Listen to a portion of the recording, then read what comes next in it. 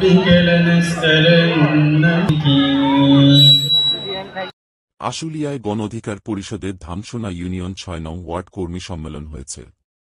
শুক্রবার বিকালে ভাদাইল সরকারি প্রাথমিক বিদ্যালয় মাঠে অনুষ্ঠিত কর্মী সম্মেলনে আশুলিয়া থানা গণ অধিকার পরিষদের যুগ্ম আহ্বায়ক উজ্জ্বল হোসেন ভূঁইয়ার সভাপতিত্বে প্রধান অতিথি হিসেবে উপস্থিত ছিলেন গণ অধিকার পরিষদ ঢাকা জেলার আহ্বায়ক ও ঢাকা ১৯ আসনের সংসদ সদস্য পদপ্রার্থী অ্যাডভোকেট শেখ শওকত হোসেন।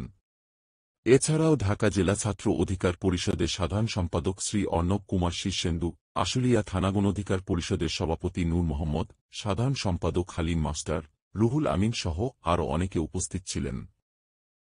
যারা কর্মী আছে প্রত্যেকটা তরুণ, প্রত্যেকটা শিক্ষিত কর্মী, আমাদের যে এমপি ক্যান্ডিডেট ওনার বাড়ি জিরাব, উনি সুপ্রিম কোর্টের আইনজীবী, সরকারি আইনজীবী।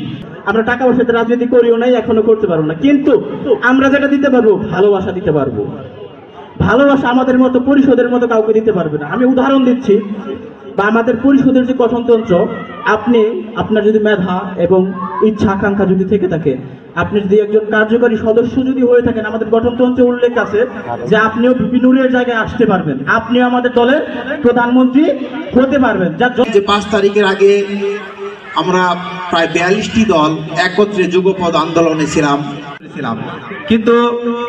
আপনারা জানেন যে ৫ই আগস্টের এই দ্বিতীয় স্বাধীনতার পর আমরা দেখতে পাচ্ছি যে অনেক দল যে উদ্দেশ্য এবং লক্ষ্যকে সামনে রেখে আমরা এই আন্দোলন সংগ্রাম করেছিলাম, সেই উদ্দেশ্য এবং লক্ষ্য থেকে তারা বিচ্যুত ঘটে যাচ্ছে। তারা এই দেশকে যে গণতন্ত্রকে পুনরুদ্ধারে আমাদের একটি লক্ষ্য উদ্দেশ্য ছিল, সকলের একটি শপথ ছিল যে আমরা সকল দল অর্থাৎ এই যুগপৎ আন্দোলনে যারা আছি সকলে আমরা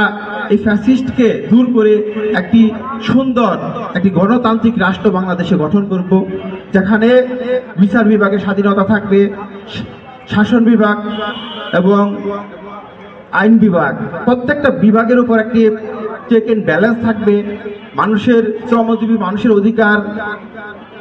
প্রতিষ্ঠা হবে, মানুষের বাক স্বাধীনতা প্রতিষ্ঠা হবে, মানুষের চিন্তার স্বাধীনতা প্রতিষ্ঠা হবে, অর্থাৎ বৈষম্যমুক্ত একটি বাংলাদেশের একটি প্রত্যাশা আমাদের তখন সকল দলের একত্রেই এটা উদ্দেশ্য ছিল। কিন্তু আমরা দেখতে পাচ্ছি যে ৫ই আগস্টের পর অনেক দল তারা সেই লক্ষ্য উদ্দেশ্য থেকে বিচ্যুত ঘটে এখন তারা চাচ্ছে তাদের স্বার্থ হাসিল করার জন্য তারা লুটপাট কিংবা টাকা পয়সা ইনকাম করা, কিংবা যারা যুগপৎ একত্রে ছিল তাদেরকে এখন তারা চিনতে পারছে না। তারা এখন দেশ গঠনের যে একটি লক্ষ্য উদ্দেশ্য ছিল সেই উদ্দেশ্য তাদের কাছে এখন গৌণ হয়ে গেছে।